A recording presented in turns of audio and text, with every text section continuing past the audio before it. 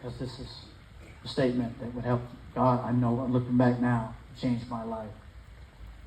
What he said was, when all freedom seems to be gone, and there's nothing else, and you're in complete control of another, there is indeed one freedom that remains. And that freedom is the ability to choose your response in that situation. I had a choice. I did not have to continue living as basically the thug and the hard head and taking advantage of others. There was another way. I remembered Frankie's son. I checked on some of the officers when they came by and found out he was at the same prison. They had closed CCI. He was transferred there.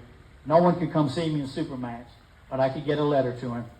I sat down and penned a letter to Frankie's son, told him where I was, basically what the future looked like, and I was just surrounded by four walls every day with no hope in sight.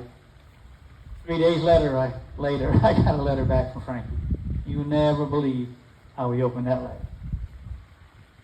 He said, Jimmy, I love you, and Jesus loves you. He doesn't care what crimes you've committed. He will forgive you if you let him. Drop all your hurt, all your addictions, all your anger, all your pain at the foot of the cross, and Jesus will do the healing.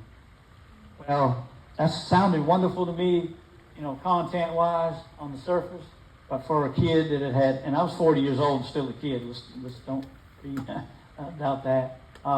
From this age on, trust was a real issue. Father, mother, absent people in my life, people coming and going, no real, anything stable in my life. So, how do you, especially when you're blinded by rage about it every day, surrender yourself to this God we can't see, But I'm going to tell you what God did. He put a kindly, compassionate, caring man named Frankie Son.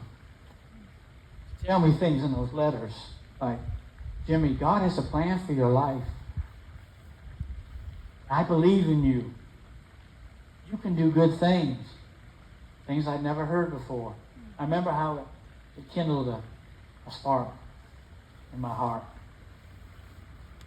And reading that book by Viktor Frankl, I had a choice.